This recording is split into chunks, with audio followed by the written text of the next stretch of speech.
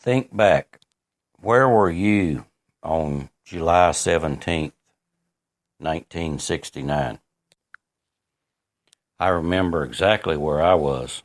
I was sitting at a stoplight on a clear summer night, looking up the window at the moon and listening on the radio to the news talk about Neil Armstrong landing on the moon. Probably one of the most, if not the most, memorable historic moment in my lifetime. I can't remember a time that I was more proud to be an American and to be able to live in a country that could accomplish such great things as that. As I looked at that moon, my mind was racing. I could see colonies on the moon. I could see space travel going back and forth between the Earth and the moon, building bases to use as a jumping off point to further explore outer space and other planets. It was so exciting, so thrilling. I just knew for sure that in the next 25 or 30 years from that point, I would see cities and factories and bases, civilizations living on the moon. But as we all know, that never happened. I was just 17 years old at that time, not very much into politics, didn't really care much about it. I was too busy growing up and having fun in the country that I was so fortunate to be living in and so proud to be a part of. The Vietnam War was always in the background. We had protesters in the streets. We had draft dodgers. We had draft card burners, flag burners, the whole 9 yards. Yes, I remember those times very well. But as I grew older and time marched on, our country got past those times and moved on towards the future. Just a few short years after that, I found myself married with a wife and children to support. I was too busy working 2 and 3 jobs to care much about politics. I had other things that were more important at the time. But then as the years went by, I began to notice changes in America. I began to see people becoming more and more divided and more argumentative about their position on political views.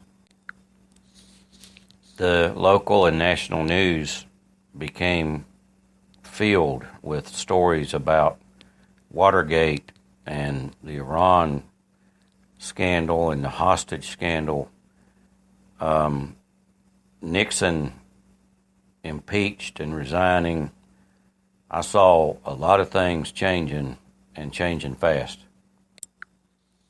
And then it seemed like out of nowhere came the Carter presidency and the bad times. If you weren't alive back then, you don't remember watching mortgage rates go from 10.5% and 11% up to 16.5%, 17%. Inflation was rampant. Companies were closing, jobs were getting hard to get. But I was fortunate at the time. I still had 2 jobs. I worked 7 days a week, 16 hours a day. I worked 6 straight years without a day off, no days off. I was just doing what I needed to do, what I felt I needed to do as a man to earn a living and support my family the best way I could. And I was proud of that. I was proud of the fact that I didn't need anybody's help. I didn't want anybody's help. I was proud of doing things myself. And in today's time, that mentality and that honor seems to have dwindled away. But as the 70s drew to a close, and I didn't think things could get any worse with Carter in the White House, along came our hero, Ronald Reagan. Reagan took over the White House, and I noticed things began to change for the better quickly. A president of the United States like Ronald Reagan doesn't come along very often. He was like everybody's father or grandfather. That's the way the man presented himself, and that's the way we felt about him. He brought back pride in America, and he brought back the positive attitude that we needed to climb out of the disaster of the past few years before he came along. But after he left, there we were again, sliding backwards and losing our grip on the future. And I saw all around me my America beginning to crack, beginning to crumble. And it was kind of a helpless feeling. That's when I really started noticing politics. That's when I really started paying attention to the situation and what was going on in our country. And as I looked at it, it appeared to me that all of the bad times were under the Democrats, and all of the conservative and advanced times and better wages and better jobs were occurring under the Republicans. I'm a lifelong Democrat. I have been all my life, but I voted for Ronald Reagan. I voted for other presidents, both Democratic and Republican. I've always felt like a person should vote their conscience and vote for the person and their principles and not the party. And yes, I voted for Donald Trump.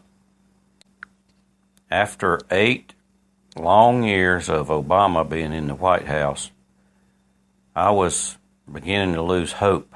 I was beginning to feel like that democracy and America and the world in general was just falling into a pit, and I didn't know if we could ever come out of it. We were losing our self-respect around the world. Every country on the planet seemed to be lining up to get our aid, to get our money, and then most of them would turn right back around and spit on us every chance they got. And that's a slap in the face to me as an American. And I felt so helpless and unable to do anything about it that when I saw Donald Trump come along, I got on his bandwagon right away when he first announced, because I felt like, for once in my lifetime, there was a man that truly loved America, cared about America, and was willing to sacrifice his time and his money to better my life and the lives of 350 million other Americans. I felt he was sincere and genuine, and I had the utmost confidence that he can get the job done. So I got behind him and I supported him. And even though I live on Social Security and have very limited income, I managed to donate monthly to his campaign because I felt so much trust in him and so much love for my country that it seemed to be the only thing to do, the best thing to do. And I'm proud that I did it. But as I watch the news every day, and as I look around and see what liberals and Democrats are doing simply out of spite, just because they lost the election, they don't like Donald Trump, they seem hell-bent on taking advantage of any situation or any person. It doesn't matter to them as long as they can do some damage to Donald Trump and his presidency. They seem to not care about any of us or the country they live in. And I find their behavior quite disturbing and sickening. I don't understand how people can live in this country and supposedly represent us in government and at the same time be so destructive and negative in their views and actions towards the President of the United States. That doesn't help anybody. All that does is make America look weak and confusing and disoriented to the rest of the world. That's not what we need right now. We need strength and unity through all of us working together, Democrats and Republicans. And why the Democrats resist is beyond me. But I will tell you this. On November 8th, when Donald Trump was elected President of the United States, the pride that I felt for my country was reborn. For the first time in a long time, I felt optimistic for our country and our future. I felt optimistic for our military, our veterans, and all the people that work so hard to make this country what it is and what it can be. I just wish there was some way to get the liberals and the Democrats on the wagon with us and work with the President of the United States, at least in some ways. It's okay to disagree with the President. There's some things he does that I don't particularly agree with. But for the most part, his attitude and his outlook for the country is perfect. It's what we need. There are millions and millions of people like me across this country that have a renewed pride and a renewed patriotism, a renewed optimism for the future of America. And I love it, and I'm proud to be a part of it. And I'm proud to support Donald Trump. And I just wish the Democrats would get off their butts and join the party. The way things are headed right now, our country is in a bad place, even though we're on the verge of a rebirth politically, and the views that people express towards each other, the liberals, the Democrats against the Republicans, the conservatives. I think there's more tension in this country now between the people that live here than there was in the years leading up to the American Civil War. And it scares me. It scares me bad that if something doesn't change pretty soon and change drastically, we are facing a very perilous time.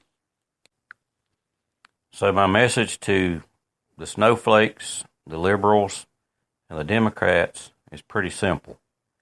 Why don't you shut your mouth, open your ears, and get on board the Trump train, and let's get behind the President of the United States, and let's all work together and see what a country we can become, instead of working so hard to divide it and to disrupt the presidency.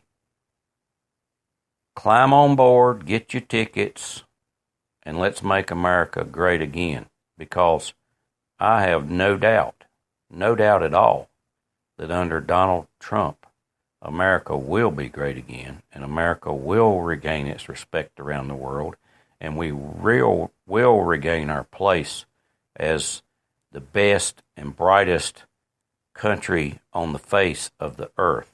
And I'm so proud to be an American and so proud to be a Southerner. Thank you.